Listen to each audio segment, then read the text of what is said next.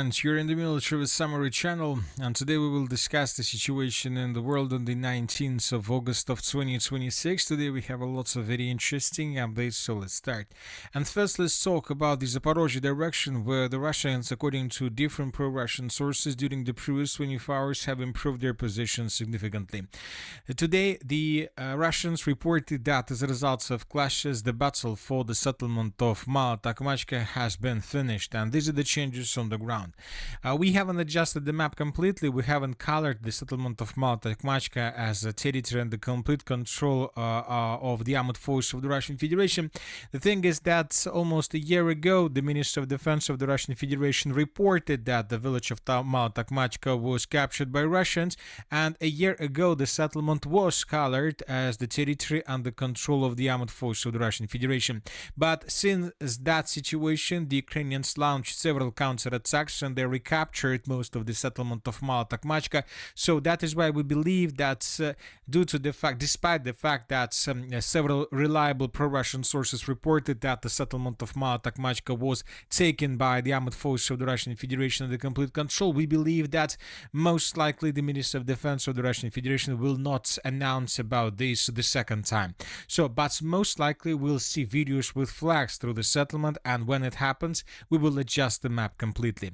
Anyway, once again, very reliable sources reported that the settlement of TOKMACHKA was captured by the Russians completely, which means that now the Russians have no problems to continue developing their offensive operation, at least along two important lines, along NO8 road and along TO815 road. So now the Russians will accelerate their offensive operation through the rest of the Orekhov agglomeration, and as we discussed during the previous videos, most likely the Russians would try to finish the battle for the settlement of TOKMACHKA before the beginning of parliament elections. Meanwhile, lots of Ukrainian soldiers were recorded through the central and the northwestern parts of the settlement and the agglomeration.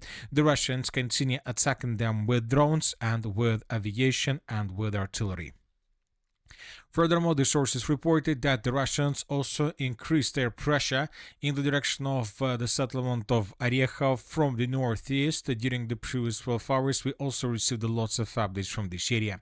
Meanwhile, the Russians continue attacking the settlement of Zaporozhye. During the previous 24 hours, according to different sources, the Russians destroyed this facility, and this video was published this morning, and here we can see the consequences of the Russian attack.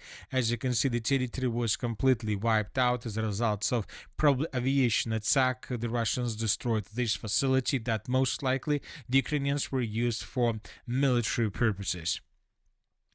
As for massive attacks, as we discussed during the previous video, the Russians are about to finish the preparation before the next attack. Most likely between the 19th and the 20th of August of 2026, the Russians will carry out a mega strike all over the entire territory of Ukraine. And during the previous 48 hours, the Russians were conducting reconnaissance operation. And it seems that the Russians would attack not just the city of Kiev, the Russians would attack the city of Kiev and most likely the western parts of Ukraine, regions like Rivne, Lvov, Zhytomyr, and so on. But the several sources reported that the Russians have finished the redeployment of aviation from the Far East. The Russians have deployed up to 7 Tu-95 aircrafts, which means that most likely the Russians would use dozens of Ha-101 missiles. Furthermore, during the upcoming massive attack, the Russians would use most likely Iskander missiles, Tsirkon missiles, the Russians would use Banderol missiles, and of course the Russians would use jet-powered drones. During the previous 48 hours, the Russians were actively conducting reconnaissance operation, trying to understand and trying to find possible routes of attacks. If you remember, just yesterday and this morning we discussed this picture, and according to this picture, the Russians, during the previous 24 hours, tested the territory of Ukraine. The Russians know that they can attack the city of Kiev from the north because the city of Kiev is unprotected. The Russians know that they can launch drones from the area of the city of Donetsk, and most likely the Ukrainians would not be able to intercept drones or missiles along the river of Dnipro. And the Russians right now know that they can attack also the western parts of Ukraine if they use the corridor along the border between Moldova and Ukraine. And another important thing that these attacks took place yesterday. The Russians have the map. The Russians understand how exactly the upcoming mega strike would look like. But the most important thing that most likely the Russians would also attack the central and the western parts of Ukraine using Banderol missiles. For example, during the day we received lots of updates that several groups of Banderol missiles were launched by Russians from the territory of Bryansk and Kursk regions, and these groups of Banderol missiles were flying towards the city of Kiev, and the sources and experts expected that the Russians would attack the city of Kiev, but we started receiving reports that the Banderol missiles continued advancing further in the western direction, and somewhere at 4 or 5 p.m. of the 19th of August of 2026 we start receiving reports about explosions on the territory of the city of Zhytomyr, and this is the first picture that was published from this area. Later we received additional videos, and in these videos we can see how exactly the Russians were attacking the city of Zhytomyr with Banderol missiles, and later local sources reported that the Russians attacked police department. As a result of attack, casualties were recorded. So now the Russians, according to summarizing every single reconnaissance operation that the Russians carried out since the beginning of the 17th of August of 2026, we know for sure that there are several corridors that the Russians most likely are going to use to attack deep inside of the territory of Ukraine. The first one is the southern corridor. The Russians would use these territories along the border with Romania and Moldova with the purpose to attack the most western parts of Ukraine. The Russians, for these purposes, most likely would use Ha-101 missiles. Most likely we would see dozens of drones of the second generation or third generation. Furthermore, the Russians would use the northern corridor, and using the northern corridor, the Russians, using drones and missiles, Banderol missiles, would attack the territory of the city of Kiev. And according to the latest report about the situation in the city of Zhytomyr, most likely the Russians also are going to use Banderol missiles to attack further in the western direction with the purpose to attack facilities through the Zhytomyr and Rivne regions. Furthermore, and most likely the Russians would use dozens of Iskander missiles. The Russians, using Iskander missiles, would attack the territory of the city of Kiev like this. The Russians most likely would use the territory of Kursk region to attack the city of Dnipro and Zaporozhye, and most likely using Ha-101 missiles, the Russians would try to attack through the Kremenchuk oil refinery and through the Kremenchuk region and the river of Dnipro, the city of Kiev, and facilities around the settlement of Beltserkva from the north. So this is the possible massive scheme of the upcoming mega strike that we might see between the 19th and the 20th of August of 2026. Furthermore, according to information we have, the Russians during the previous 24 hours, while they were attacking the city of Kiev and the settlement of Bravary, were conducting active reconnaissance operation over the city of Kiev.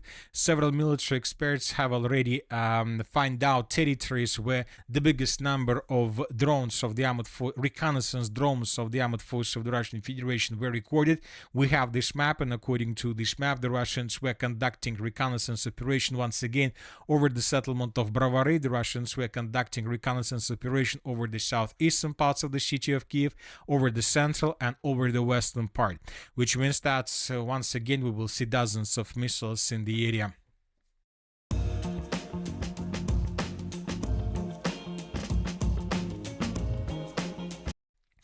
As for the previous attacks, once again, during the previous 24 hours, we received additional information about the city of Bravary.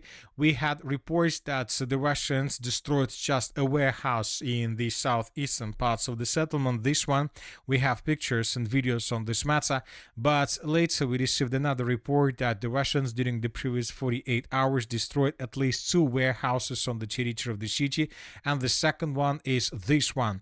And we have also videos on this matter. In this video, we can see emergency teams, emergency crews trying to extinguish the fire, but we see that most likely this warehouse was completely wiped out by Russians. So summarizing everything, we have at least 4 or 5 warehouses through the settlement of Bravary that has been wiped out since the beginning of this month, and the Russians most likely are not going to stop this process. The most important thing that's due to these attacks, almost every single day we receive more and more pictures and more updates about the situation in the territory of the city of Kiev. We are talking about different magazines, different shops, different malls, and empty malls, empty business is not doing good right now on the territory of the city of Kiev and through the entire territory of Ukraine. Which means that not just military pressure but economical pressure as well as the political pressure intensify in Ukraine, and it's very difficult to imagine how the things are going to develop during the winter period of time. Now let's move further and let's discuss the situation in the Dobropolye direction. During the previous 24 hours, the map has been updated here as well. Here we have the situation by the end of the 18th of August of 2026. This is the end of the 17th of August, and we have changes almost every single day since the 11th of August of 2026, so it's better to discuss from that date. So see, this is the 11th of August, this is the 12th of August. The Russians improved their positions in the area of Druzhkovka. This is the 13th of August. The Russians took under complete control the settlement of Petrivka, and the Russians began fighting for the settlement of Novo-Nikolaevka. This is the end of the 14th of August. The Minister of Defense of the Russian Federation reported complete control over the settlement, but without proofs. The Russians improved their positions around the settlement of Dobropolye. This is the 15th of August. We have no changes. This is the 16th of August. No changes once again. During the 17th of August, the Russians captured the settlement of Andreevka, according to the Minister of Defense, and the Russians improved their positions through the pocket of Zolotoy Kolodets. During the 17th of August, nothing. During the 17th of August, the Russians reported control over the settlement of Krasnopodilye to the south of the settlement of Dobropolye, and during the 19th of August, the Russians first of all published a video from the area of the settlement of Novo-Nikolaevka, and here we have Russian flags raised by Russians through the settlement. 5 days ago, the Russians reported control over the territory, and now we have video with flags, which means that the Russians indeed managed to improve their positions, and which means that in coming 2 or 3 days we might receive a video from the area of Andreevka as well. And the Russians, during the previous 24 hours, improved their positions through the pocket of Zolotoy Kolodets. The Russians are advancing along tree lines and fortifications towards villages in this area, and according to this situation, most likely in coming 2, 3 or 5 days, the Russians would improve their positions significantly. Furthermore, today the Minister of Defense of the Russian Federation reported that Russians, as a result of clashes, established complete control over the settlement of VODIANSKE, and we have this video with the Russian soldier and with the Russian flag. Based on this video and based on the report of the Minister of Defense of the Russian Federation, we have adjusted the map. So as you can see, the Russians since the beginning of this month have improved their positions significantly through the entire Druzhkovka Dobropolye direction, and we see that the Ukrainians right now are not able to stabilize the situation. So most likely in coming days we may receive additional surprises from this territory. Say goodbye to reading glasses, sunglasses, and driving glasses. You can now toss them all away. This is the last pair of... Now let's move to the Black Sea. During the previous 48 hours, both the Russians and the Ukrainians continued attacking each other. In this video, we can see the moment of the attack on the Greek tanker Skiros near the port of Novorossiysk. Most likely, the Ukrainians attacked this vessel. The Russians, during the next several days, retaliate. The Russians attacked the city of Odessa and the port infrastructure and a vessel offshore the city. In this video, we can see the vessel that was struck by Russia, and we can see a fire that broke out right after the Russians did that. So the city of Odessa continued being isolated from the mainland. The Russians almost every single day launch dozens of drones and numbers of up to 5 or 6 missiles of banderol type, and the Ukrainians are not able to do this. The only thing that the Ukrainians managed to do during the previous several days is to publish this post where they were asking the United States of America with air defense missiles. Ukraine reminds the United States of the need to supply PAC-3 interceptor missiles, while the United States itself requires these systems to protect its bases in the Middle East. So which means that most likely during the upcoming massive attack, the Ukrainians will not receive interceptors, and probably this is the first time since the beginning of the special military operation, or since the moment when the Ukrainians began receiving PAC-3 interceptors, when the Ukrainians before another massive attack would not receive even a single missile. So this is the situation. Another important update is coming from the city of Kiev. Today, according to information we have, Zelensky rejected the ultimatum that was issued by the former Minister of Defense of Ukraine, Fedorov.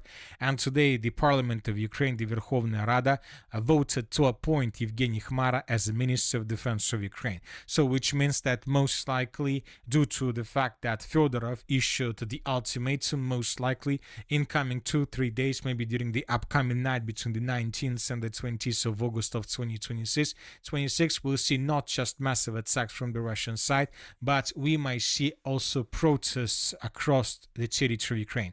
As of the end of the 19th of August of 2026, I haven't noted any report on any channel where people were asked to start protests, but most likely something is being prepared. And that's it for today. The Military Summary channel.